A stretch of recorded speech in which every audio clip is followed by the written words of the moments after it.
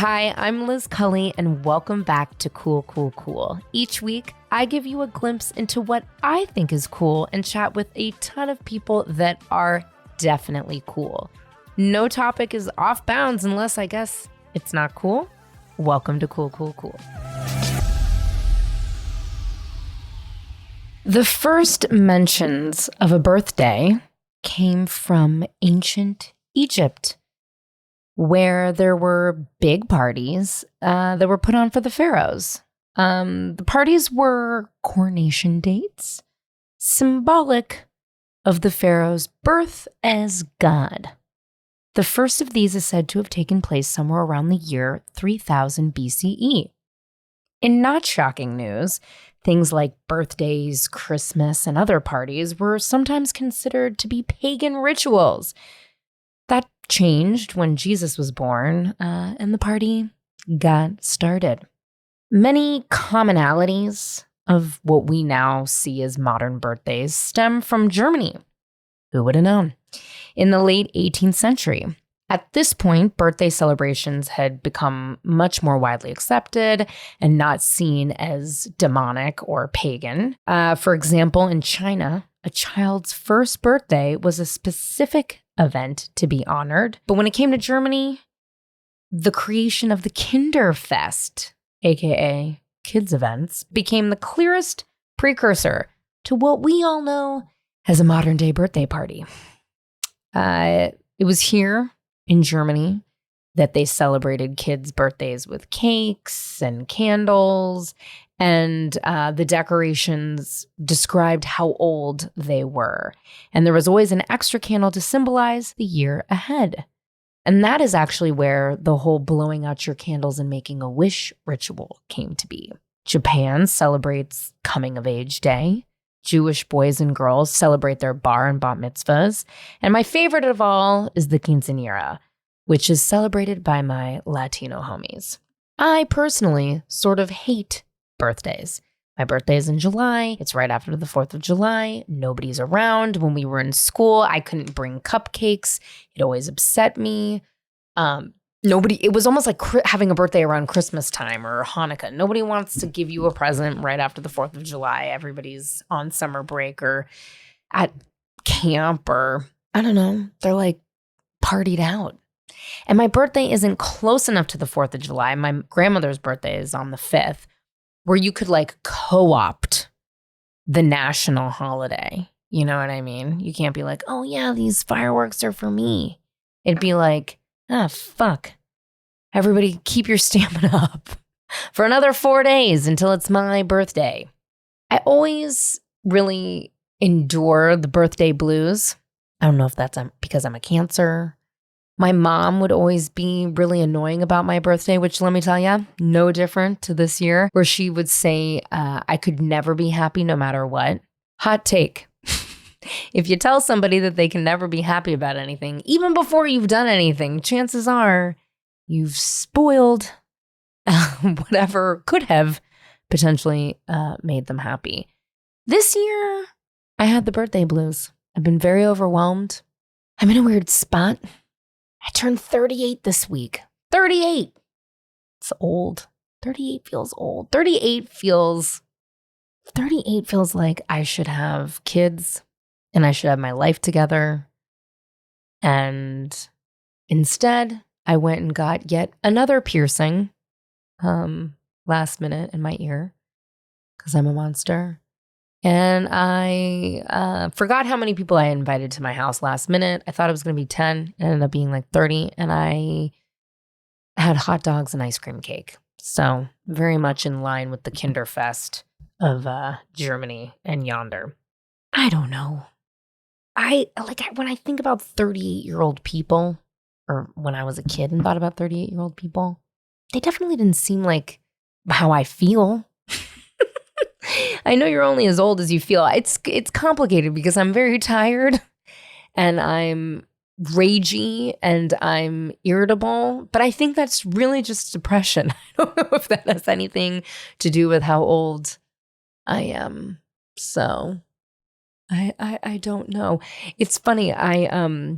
even though I said I would never read from my diary ever again, I looked in my diary and I would stop writing in my diary for most of the summer, which, obviously I was dicking around and having a good time. But I did find from July 9th, 1999, I was in England at the time. I had been accepted into this acting program at the Royal Theatre, at the Globe Theatre in Cambridge.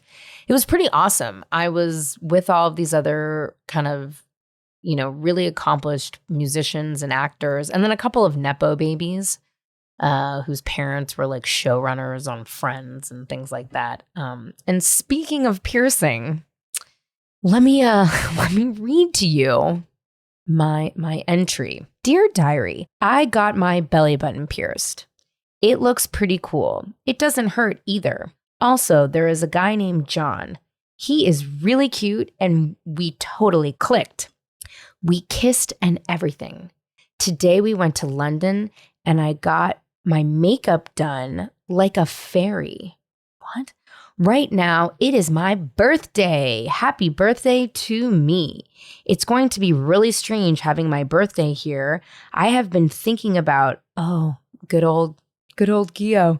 I don't know why. I just have been. I can't stop thinking about him. I would just like to say, for the record, I definitely loved other people in my life other than Gio, and I'm dead that this. See, I don't read these first. I'm just reading. I just noticed it was my birthday, so you guys are getting this in real time here. I don't know why. I just have. I wrote him. Oh, good. Like a 6-page letter. I wish that we could just be friends, whatever. I don't want to waste my time with someone who doesn't care about me, but I know he does. That's what upsets me. I also miss Sam. Oh yeah, that's that other guy. I also miss Sam. I'm going to call him and I'm going to call Lizzie tomorrow. Hey, Lizzie. Anywho, so John, who's super cute, is from New York and I really like him. The whole thing is very confusing. I miss Sam so much. I miss Gio so much. But I also really like John. I don't want to go home ever. I love England. This is my place. I will miss these people so much. And I love acting every day. That's all I want to do with my life. Well, actually, I kind of want to go home. Liz. Okay. Again, unhinged. 13 years old, got my belly button pierced. Guess what, guys? I still have my belly button pierced. Can you believe it? 38 years old. I'm also 38 years old getting my ear pierced. I mean, oh my God. Oh, wait, I have one more. This is 2 years later, and this is my 15th birthday. Things really escalated. I was bad. Okay. My 15th birthday was a total disaster. Lauren, Vicky, Mo, Kaz, Quincy, and these other 2 guys came over and we got extremely drunk and high. I dropped a bottle of alcohol and smashed it in my parents' bathroom. Oops. Hope they don't find out. Also, we broke my brother's PlayStation. Oops. I'm grounded for the rest. I did get in trouble. I'm grounded for the rest of the summer. I'm also not allowed to see Vicky anymore. Sorry, Vicky. Still see you. Max came home tonight and I'm going to sneak out tomorrow to see him. I miss him so much. I'm also going to, steal my dad's car and practice driving with Bridget over the next week. Mom and Dad hate me, but I don't really blame them. I can't wait to leave. I need to get the fuck out of here and go back to the East Coast. I can't believe I'm seeing Max again. I wonder if he's thought about me at all. I also can't believe I'm in this much trouble. Stupid me. I should have cleaned up better. God damn it. Well, if this is what 15 is going to be like, shit.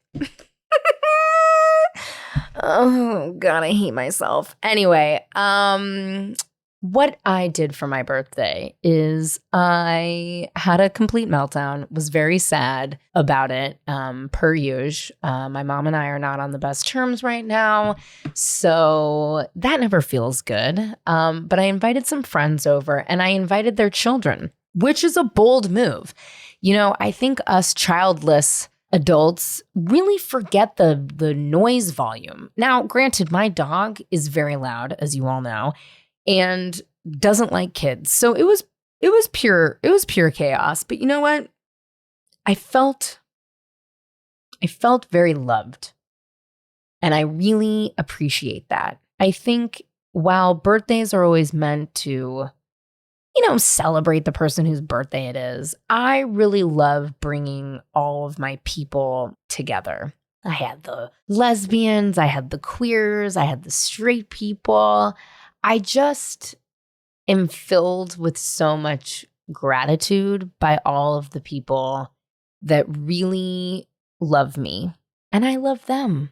As much as I'm ragey and angry and annoyed all the time, like for instance, booking this fucking show and people just backing out last minute and me having to pivot where I'm like, Jesus Christ. I love everybody and I appreciate them. And I appreciate the community that I've built over the last 12 plus years here in Los Angeles. I haven't really lived anywhere. I mean, I did in the Bay Area, but I was a kid, this is the longest place I've lived for a long time. And it really is home for me.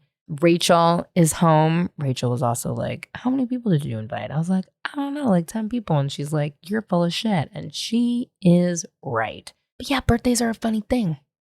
My therapist and I were talking about birthdays, obviously, over the last 2 weeks. And, she mentioned birthdays should really be for the parents, shit, we birthed this child or we raised this child or we're in this child's life.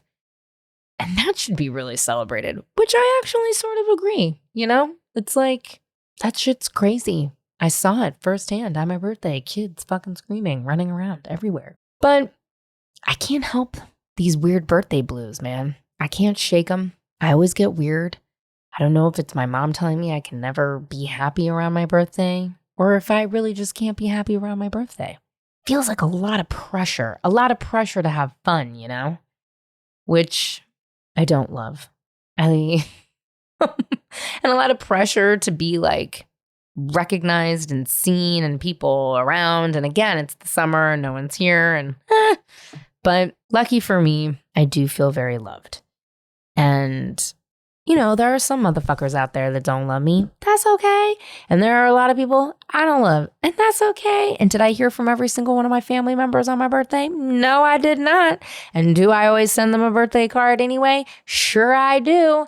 And will they ever change? No, they won't. But I'm still getting piercings.